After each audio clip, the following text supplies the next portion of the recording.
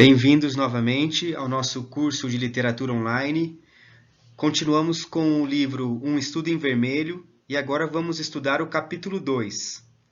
Esse capítulo é interessante porque a gente vai conhecer melhor quem é realmente Sherlock Holmes. O capítulo 2 se inicia mostrando como era a convivência entre Sherlock Holmes e Watson. Os dois se mudaram para um apartamento na 221B Baker Street e o Watson vai relatar como era essa convivência com Sherlock Holmes. Será que era difícil? Será que era fácil? Vejamos o que ele mesmo, o Watson, escreve. A convivência com Holmes não era difícil. Tinha hábitos tranquilos e regulares. Era raro vê-lo em pé depois das 10 horas da noite e invariavelmente já preparar o seu café da manhã e saíra quando eu me levantava da cama.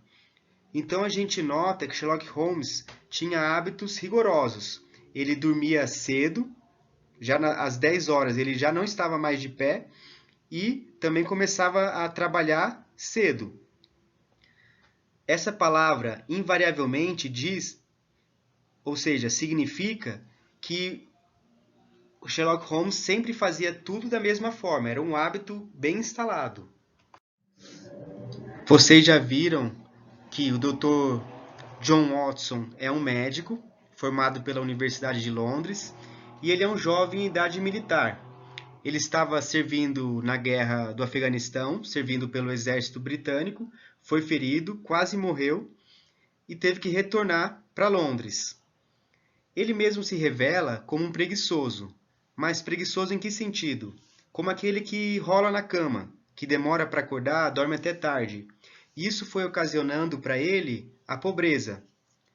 Ele se viu na seguinte obrigação: ou ele teria que economizar muito dinheiro, ou ele teria que sair de Londres e morar no campo.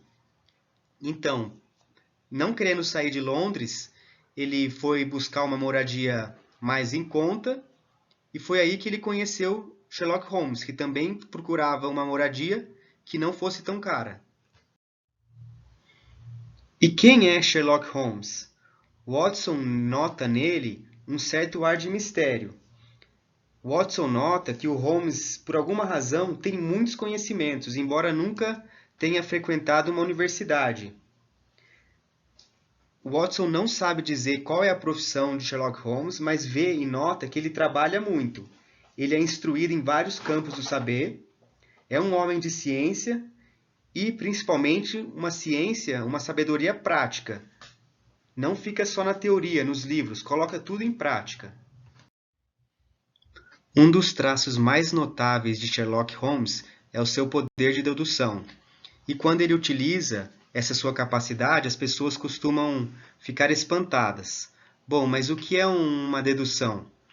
Aqui está a definição: é obter uma conclusão a partir de um raciocínio lógico. Mas na prática, o que é isso? Sigam o seguinte exemplo. Todos os homens são mortais. Eu tenho essa frase. Sócrates é homem. O que eu posso concluir a partir da dedução a respeito de Sócrates? Se todos os homens são mortais, eu concluo que Sócrates é mortal. Isso é uma dedução. Eu tenho umas premissas, que são essas duas frases iniciais, um conhecimento prévio, e aí tiro uma conclusão. Como Holmes faz isso? Por exemplo, se alguém chega na casa dele, ele nota que tipo de barro há na bota da pessoa. E ele consegue deduzir onde essa pessoa esteve, por onde ela passou, a partir do barro. Ele sabe que determinado bairro de Londres tem um tipo de barro. Então ele deduz: ah, essa pessoa passou por aquele bairro. Apesar de Sherlock Holmes ser muito inteligente, algo muito estranho vai acontecer. Em determinada ocasião, Watson e Holmes estão conversando e Watson nota que Sherlock Holmes não sabia que a Terra girava em torno do Sol. Isso é espantoso, porque naquela época, como hoje, todos já sabiam que a Terra girava em torno do Sol. Por que isso acontece? Porque o conhecimento de Sherlock Holmes é altamente especializado, ou seja, ele só conhece aquilo que é necessário para o trabalho dele. Diante dessa situação, o Watson vai fazer uma lista do que Holmes conhece e o que ele não conhece. A lista é a seguinte: literatura 0, filosofia 0. Astronomia, que é o estudo das estrelas, dos planetas, 0. Química, profundos. Química é mexer com os elementos, hidrogênio, água. Anatomia, exatos, mas pouco sistemáticos. Anatomia é o estudo do corpo humano, das partes do corpo humano. Então ele sabe muito, embora não tenha feito um curso na universidade ou na faculdade. Literatura sensacionalista, imenso. O que é isso? São as notícias de jornais referentes a crimes.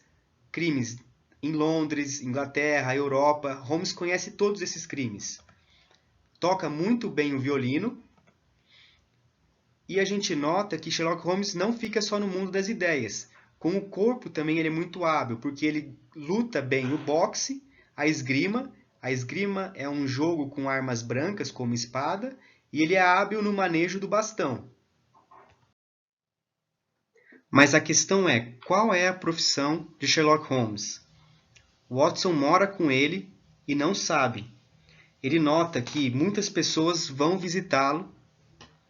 As pessoas mais variadas vão fazer perguntas, entrevistas com Sherlock Holmes. E o Watson começa a sentir uma grande curiosidade para saber, para descobrir. Mas ele é muito educado, ele tem medo de ser obnóxio, ou seja, uma pessoa grosseira, e evita de perguntar. Até que um dia o próprio Sherlock Holmes revela. Holmes diz: "Eu tenho meu ofício. Suponho, aliás, que seja o único em todo o mundo. Sou um detetive de consultas.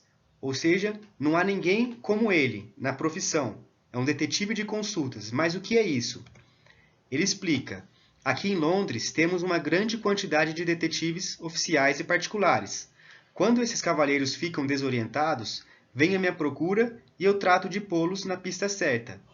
Ou seja, ele auxilia os outros detetives. Pode ser a polícia ou algum detetive particular que não esteja conseguindo desvendar um crime, o Sherlock Holmes os ajuda. E ele ainda explica um pouco mais. Expõe-me todos os indícios e eu, geralmente, com a ajuda dos meus conhecimentos da história criminal, aponto suas falhas e esclareço. Então, Sherlock Holmes já tem uma certa fama em Londres que atrai os outros detetives, todos querendo buscar ajuda nele. Agora que o Watson sabe tudo isso, o que será que vai acontecer? Será que o Watson vai se tornar o assistente de Sherlock Holmes?